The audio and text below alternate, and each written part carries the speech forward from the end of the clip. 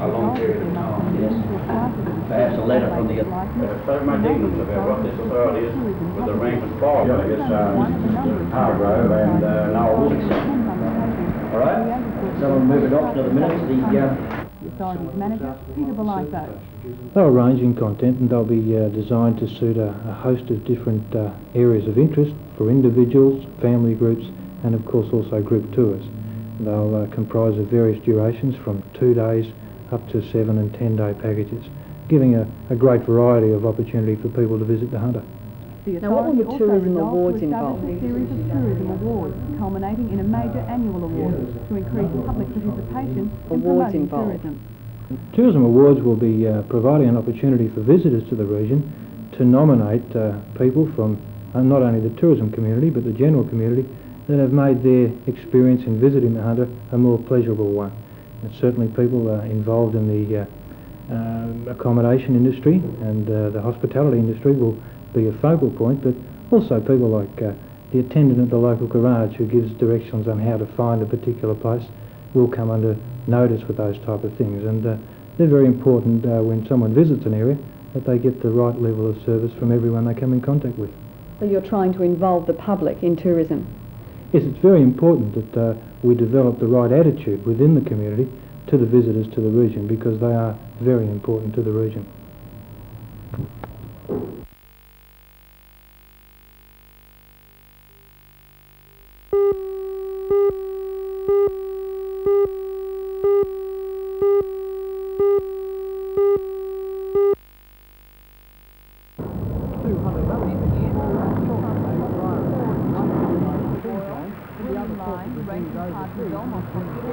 Endeavouring to meet a budget allocation which is $1.4 million less than was anticipated. The unit that tests people who are worried they may have the virus.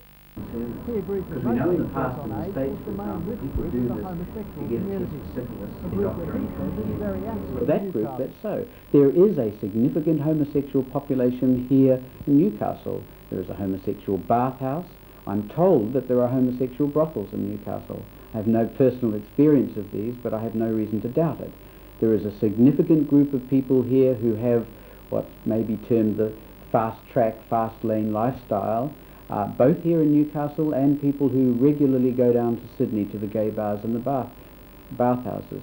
So, yes, we do have a problem here, at present mainly within the homosexual community. Dr. Sutherland was emphatic that the only major risk group is the homosexuals. He says people receiving blood transfusions no longer need to worry and that intravenous drug users only represent a small number of cases. He also says the only way people can catch the virus through physical contact Now we is have through the intimate screening sexual test contact. available. It is transmitted by intimate sexual contact. That means by intercourse. And that is the main way of transmission. Now the worry that has been raised is due to the fact that the virus has been grown from saliva, and it's important to make that distinction. There is not a single case where the virus has been spread other than by sexual contact. So if you exclude the sleeping partner of the person with AIDS, it simply isn't transmitted. So that causes us to be rather optimistic and say there is no evidence that it's transmitted by saliva. The good news on AIDS is that the Hunter Valley's blood supplies are safe. Screening of donors began a month ago in Newcastle, and with more than 400 tests carried out, not one showed any positive trace of the virus.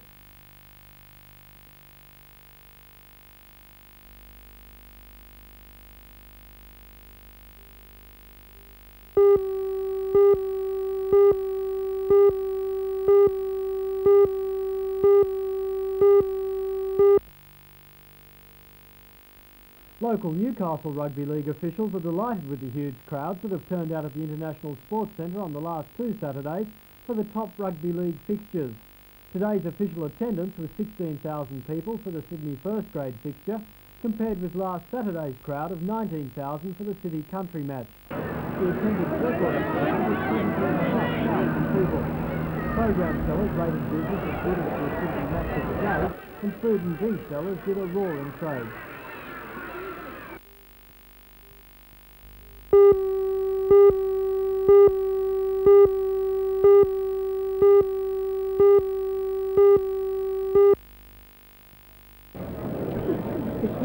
is in anticipation as the staffers lined up for one of the biggest fun runs in Newcastle. It was only inspired and then it was every runner for himself with more than 2,000 that started the journey 20-kilometre race. After an early break, it looked as though Newcastle runner and state representative Arthur Kingsland had the race under control. He led by at least 200 metres from well-known competitors Tim Mills, Mike Beastie and John Clayton. But at the 3-kilometre mark point, Mike Beastie increased speed and changed tactics to become the new leader. It was his race from then on. The first time Cheesemakers has sponsored such a fun run and organisers were pleased with the response. Their proceeds from the race will go to the Newcastle Amateur Athletic Association to be used in the training of junior athletes. The first half fun run was raced over the shorter distance of 4.5 kilometres, and when Beastie passed some of these runners, it was an easy stretch home to the finish line. He crossed the line in 28 minutes 57 seconds, followed by Arthur Kingsland. There you go. Blue one for your certificate. They're outside, they're doing that. There are toilets and showers in the main brick. He's in. We're all reading him. A week, fairly hard work doing 2 track sessions a week and training every day. Performance-wise, how did you rate the run? Oh, it's pretty good because I didn't ease down for the run at all and just training right through all these races. I'm hoping to run the best in the state cross country in about 8 weeks' time. You looked pretty confident throughout the race. Were there any times where you felt your performance slipping? I was a bit worried at the beginning because Arthur Kingsland was in front of me for about 3 kilometres and he's a very good performer. He's been running very well lately and I knew that I'd have to run up to my best to beat him today.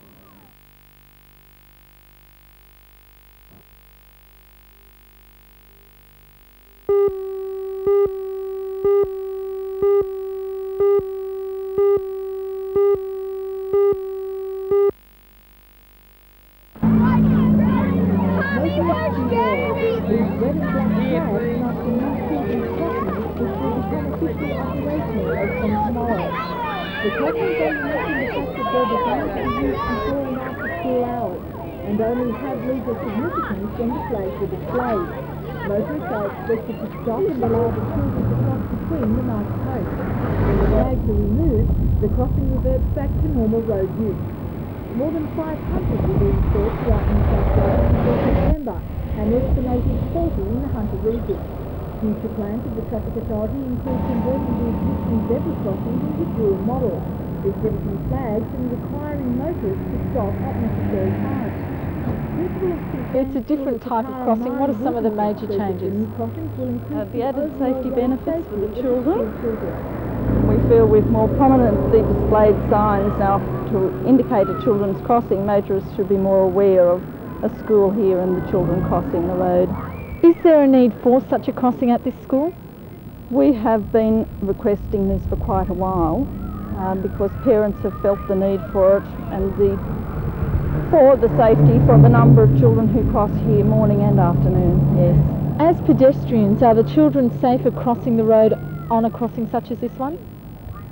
We would hope that when this becomes much more widely advertised, that motorists will be much more aware of it, and so it should increase the safety for all who cross here.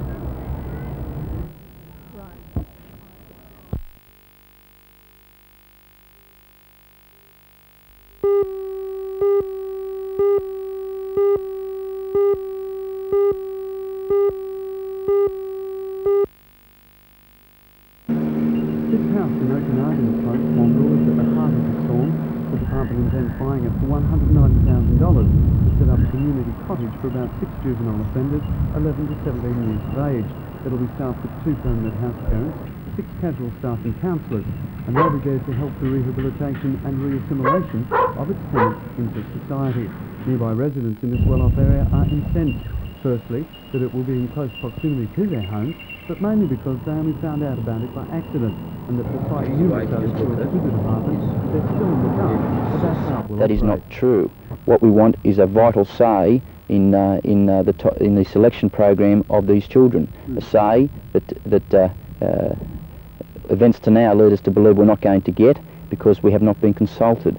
I would have thought that with the community involvement being so essential for such a program to work, that they would have sought the response and attitudes of the local residents and sought suggestions from them as to how it could work. That has not happened.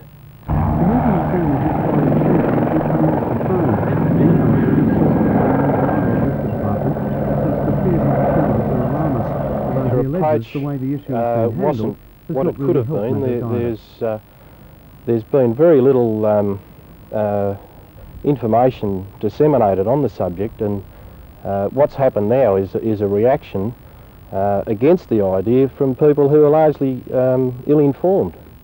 Due to the media interest the issue has generated, the department, albeit red-faced, has now set about trying to clear up the situation. The Mount Penang Training School is to close sometime after Christmas, but according to the superintendent, Laurie Ma, the timing of its phasing out and the establishment of the community cottage. They are setting up some of these cottages in pilot schemes directly. Is that the case? It's only coincidental. Throughout the state, there will be regional remand units and regional committal units where the kids who would normally come to Mount Penang will go, and there they'll be assessed, and if they are the sort of kid who would ordinarily be admitted to Mount Penang, they'll do a committal at those units. The community cottages will take those kids who would not ordinarily come to Mount Penang and would be much less of an offender, and certainly seen as no danger to the community. Mr Ma agreed it was unfortunate that the department's media officers hadn't been able to keep pace with the rapid development of the scheme, which will see 15 community cottages established throughout the state. In a bid to quell the growing concerns of Wamberal residents, a public meeting is being held here tomorrow night at 6 o'clock, and he says that should clearly spell out how the community cottages will operate, with whom and why.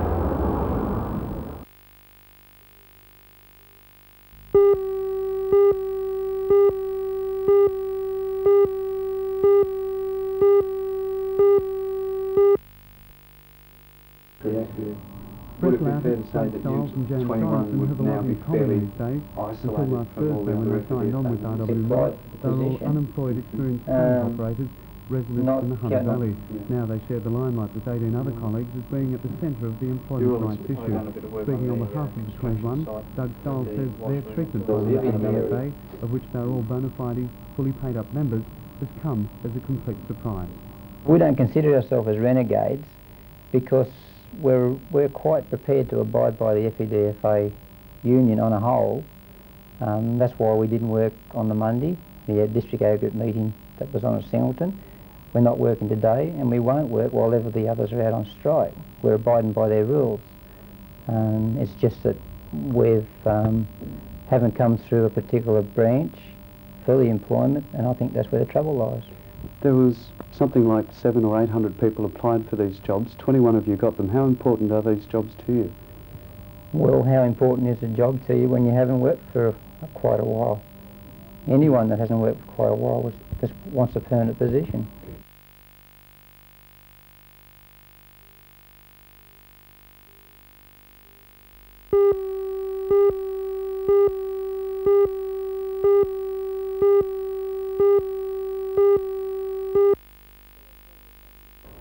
Well, there are several factors.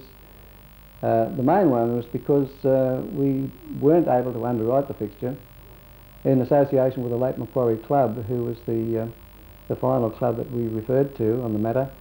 They tried desperately to get sponsorship, and that sponsorship wasn't forthcoming.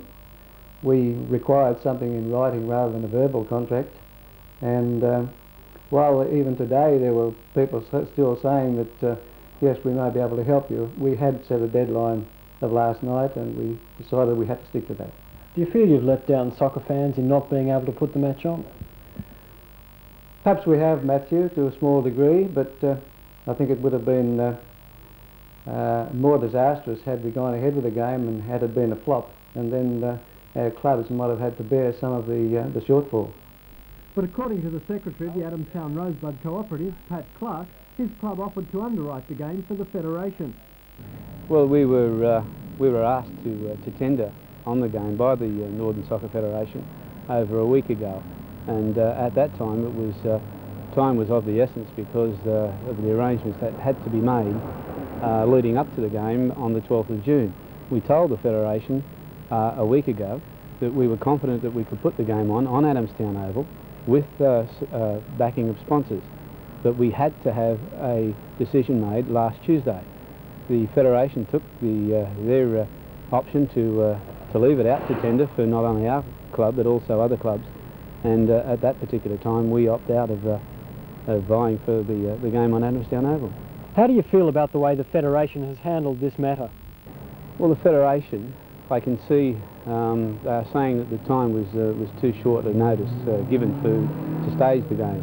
I agree with that, but I feel that when they had the opportunity there in front of them, that there was an organisation prepared to go ahead with it, that should have been done there and then. The Federation, in my opinion, really have been irresponsible, I think.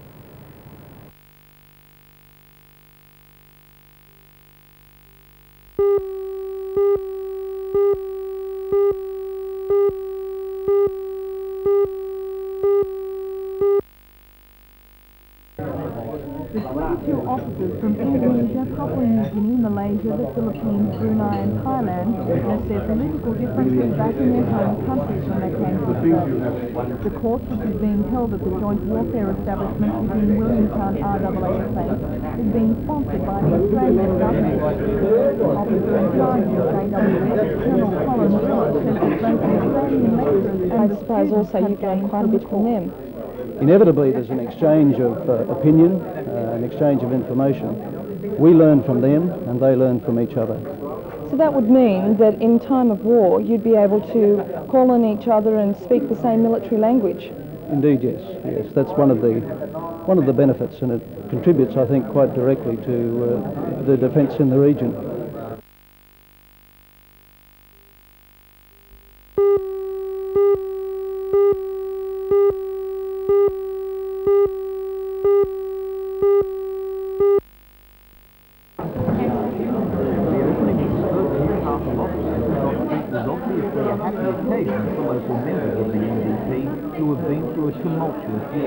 Between August last year and the federal election on December 5th, Newcastle membership of the party increased by 1,650, boosted in part by the high-profile candidacy of Rock singer Peter Garrett. All those extra members now have a base for their activities, which may include standing candidates for the next Newcastle Council election. One of the NDP candidates for the last federal election was Newcastle's Mary Ann Hoppy. Marianne, there's been a lot of publicity about the problems within the party. Is the NDP down and out? No way. It's in Newcastle, all the problems they've virtually glided by. They've had very little effect here. In Perth and Sydney, they've led to a lot of disruption, and there's a lot of work being put into rebuilding there. And on a national level, it's had the paradoxical effect of uniting us all. A lot of separate branches are now acting as a proper national body. It's brought everyone closer together. The NDP in Newcastle seems to be booming. What is the future of the branch here? Oh, I think it'll get better and better.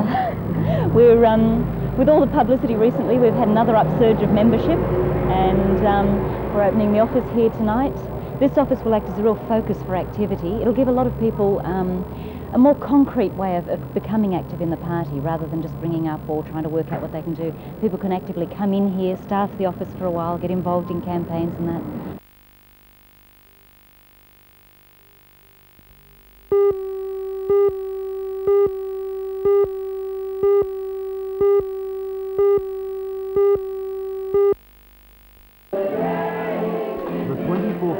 Celebrations continued last night at the Newcastle City Mission after starting last weekend. Hundreds of mentally and physically handicapped people of all ages held a birthday party. Crossroads has done a lot for them, using the simple formula of treating their handicaps like any other people and bringing them together in Christian fellowship. The organisation has boomed. From humble beginnings in Newcastle, Crossroads now has 8 New South Wales branches and 28 branches in Queensland. The organisation is now looking at spreading its activities overseas. I asked co-founder Hilton Hayes the secret of its success. Individual Christians giving Christian fellowship to those that are disabled and handicapped.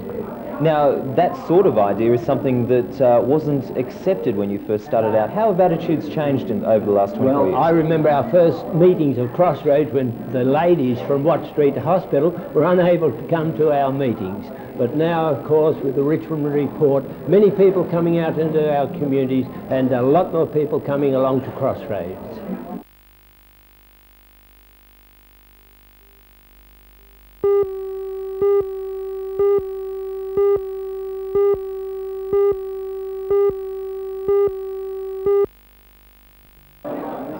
The retiring Grand Master of the United Grand Lodge of New South Wales is Harold G. Tate, OBE.